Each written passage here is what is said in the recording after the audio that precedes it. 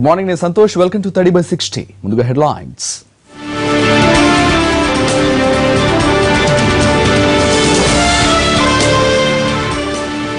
పసికందును నేలకేసి బాదాడు, భార్యను గొడ్డలితో నరికాడు. సూర్యాపేటలో భర్త కిరాతకం. 37 రోజులుగా బ్యాంకుల ముందు నరకం, డబ్బుల కోసం ఏటీఎంల ఎదుట పడిగాపులు. నోట్ల రద్దు తర్వాతి పరిణామాలపై ప్రధాని సమీక్ష, డిజిటలైజేషన్ వేగం పెంచాలని సూచన. బీఏసీకి ముందు టీఆర్ఎస్ఎల్పీ సమావేశం, విపక్షాల ఎత్తులను చిత్తు చేసే వ్యూహంలో అధికార పార్టీ. తెలంగాణ శాసనసభ శీతాకాల సమావేశాల నిర్వహణపై చర్చించేందుకు బిజినెస్ అడ్వైజరీ కమిటీ ఉదయం భేటీ అవుతుంది. ఉదయం 11 గంటలకు స్పీకర్ మధుసూదనాచారి అధ్యక్షతన ఈ సమావేశం జరగనుంది. ఈసారి అసెంబ్లీ సమావేశాలను కనీసం 10 రోజుల పాటు జరపాలని ప్రభుత్వం సూత్రప్రాయంగా నిర్ణయించింది. ప్రతిపక్షాలు 15 రోజులైన సమావేశాలు ఉండాలని కోరుతున్నాయి. శాసనసభ మండలి ఎన్ని రోజులు నడవాలన్న అంశంపై బీఏసీలో స్పష్టత రానుంది. దీంతో పాటు ప్రధానంగా చర్చించాల్సిన అంశాలు, సెలవు రోజులు, మొత్తం పని దినాలపై బీఏసీ నిర్ణయం తీసుకోనుంది.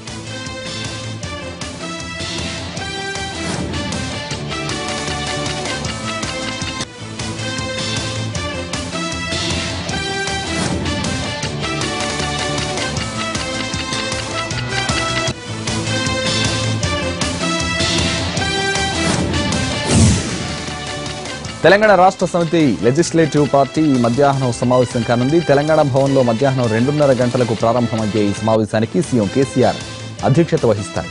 రేపటి నుండి అసెంబ్లీ శీతాకాల సమావేశాలు ప్రారంభం కానుండటంతో సభలో అనుసరించాల్సిన వ్యూహంపై సమావేశంలో చర్చిస్తారు. ఎమ్మెల్యేలు, మంత్రులకు సీఎం కేసీఆర్ దిశానిర్దేశం చేయనున్నారు.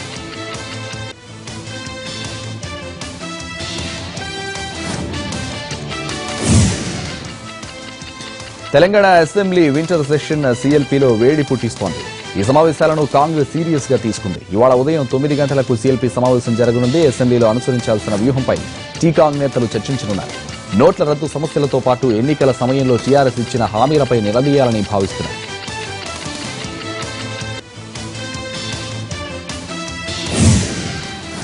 అసెంబ్లీ సమావేశాల్లో అనుసరించాల్సిన వ్యూహంపై కాంగ్రెస్ నేతలకు దిశానిర్దేశం చేసింది కాంగ్రెస్ అధిష్టానం. 2.5 ఏళ్లలో కేసీఆర్ ప్రభుత్వం వైఫల్యాలను ఎండగట్టాలని సూచించింది.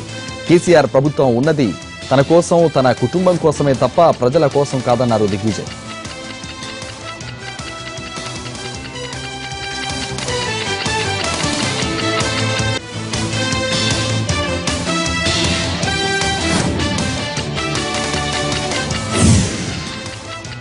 కలెక్టర్ల బలమే రాష్ట్రానికి బలం అన్నారు చెప్పారు తెలంగాణ ముఖ్యమంత్రి కేసీఆర్. ప్రగతి భవన్లో కలెక్టర్లతో నిర్వహించిన సుదీర్ఘ భేటీలో కేసీఆర్ పలు కీలక సూచనలు చేశారు.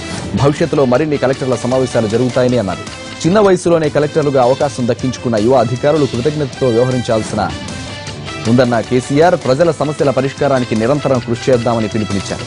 గురుకులాల్లో కలెక్టర్లు రాత్రి నిద్ర చేయాలని, వాటి పర్యవేక్షణలో భాగస్వామ్యం ఉండాలని సూచించారు.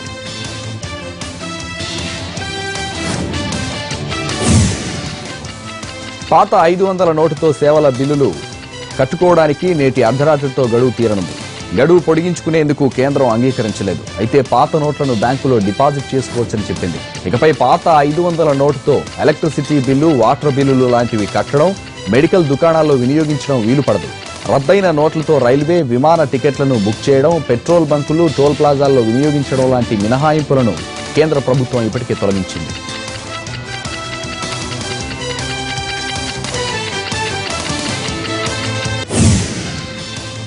పెద్ద నోట్ల రద్దుతో కరెన్సీ కష్టాలు ఎదుర్కొంటున్న ఏపీకి ఆర్బీఐ ఈరోజు మరో 500 కోట్ల రూపాయల కరెన్సీ పంపిస్తోంది.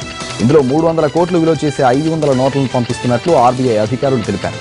ఈ నగదును పెన్షనర్లకు మాత్రమే ఇవ్వాలని అధికారులు, కలెక్టర్లను సీఎం చంద్రబాబు ఆదేశించారు. దేశవ్యాప్తంగా ఆదాయపు పన్ను శాఖ నిర్వహిస్తున్న దాడుల్లో కుప్పలు తెప్పలుగా కొత్త కరెన్సీ నోట్లు, భారీ మొత్తంలో బంగారం పట్టుబడుతున్నాయి. పాత నోట్ల రద్దు అనంతరం కర్ణాటక, గోవా ప్రాంతాల్లో సుమారు 30 కోట్ల నగదును సీజ్ చేసినట్లు ఐటీ శాఖ ప్రకటించింది. నగదుతో పాటు 42 కేజీల బంగారం, 14 కేజీల ఇతర ఆభరణాలను స్వాధీనం చేసుకున్నట్టు చెప్పారు. పట్టుబడ్డ నగదులో 20 కోట్లకు పైగా కొత్త 2000 నోట్లేనని వెల్లడించారు. వీటితో ఇతర రాష్ట్రాల్లో కూడా భారీ మొత్తంలో ఐటీ అధికారులు అక్రమ సొమ్ము స్వాధీనం చేసుకుంటున్నారు. 5,000 మంది కోటీశ్వరులకు నోటీసులు పంపించారు గుజరాత్లో ఐటీ అధికారులు. పెద్ద నోట్ల రద్దు అనంతరం కోటి కంటే ఎక్కువ మొత్తంలో డిపాజిట్ చేసిన వారందరికీ నోటీసులు పంపిన అధికారులు జమ చేసిన మొత్తాలకు వివరాలు ఇవ్వాలని కోరారు. ఆ డబ్బు అక్రమ సొమ్ము అని తేలితే మాత్రం చర్యలు తీసుకుంటామని కూడా హెచ్చరించారు. సాధారణంగా 2.5 లక్షల కంటే అదనంగా డబ్బు డిపాజిట్ చేసిన వ్యక్తులంతా ఐటీ అధికారులకు ఆ డబ్బు తాలూకు వివరాలు అందించాలని పెద్ద నోట్ల రద్దు సందర్భంగా ఆర్బీఐ నిబంధనల్లో పేర్కొంది.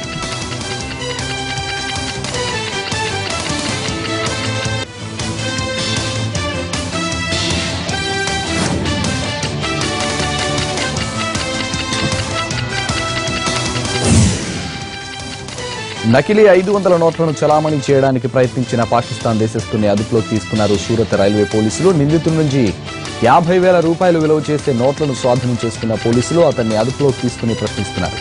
పాస్పోర్ట్ ఆధారంగా నిందితుడిని పాకిస్తాన్కు చెందిన సజద్గా గుర్తించిన పోలీసులు అతడు భారత్ ఎందుకు వచ్చాడు అన్న కోణంలో ఆరా తీస్తున్నారు.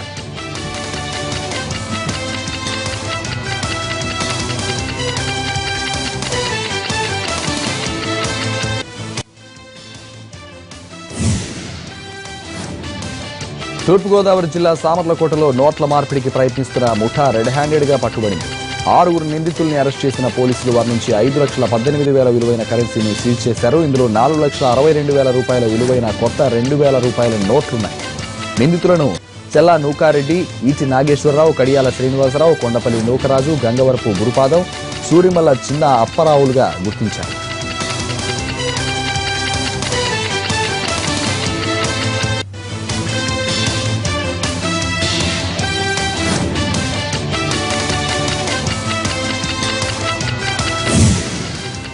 నోట్ల కష్టాలకు మరో ప్రాణం బలైంది. గుంటూరు జిల్లా మాచర్ల టౌన్లోని ఎస్బీఐ దగ్గర క్యూ లైన్లో నిలబడి మాజీ ప్రభుత్వ ఉద్యోగి మృతి చెందాడు.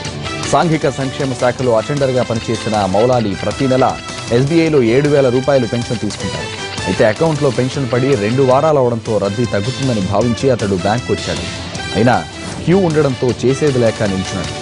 గంటలు గడుస్తున్న క్యూ ముందుకు జరగకపోవడంతో అతడు అక్కడికక్కడే కుప్పకూలాడు. వెంటనే అతన్ని ఆసుపత్రికి తరలించే ప్రయత్నం చేసినా మధ్యలోనే మౌలాలి మృతి చెందాడు.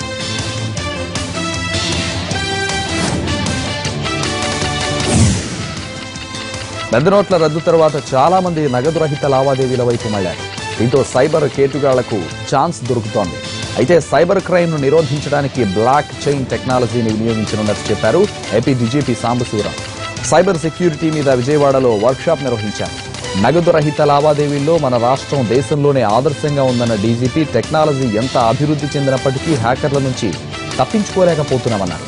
వీరి బారిన పడకుండా టెక్నాలజీని అభివృద్ధి చేయాల్సిన అవసరం ఉందన్నారు సాంబశివరావు.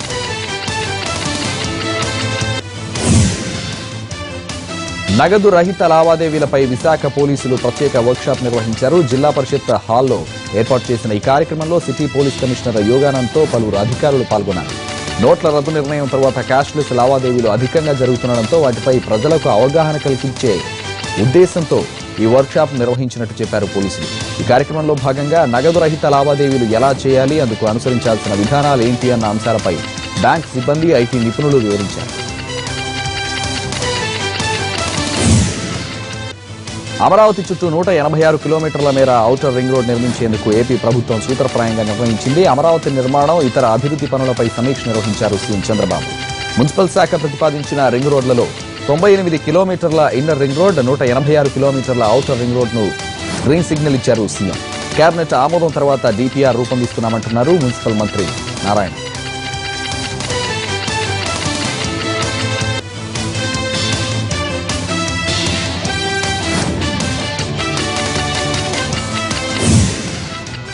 Study by 60 లో షార్ట్ బ్రేక్ తీసుకుందాం. Stay with us.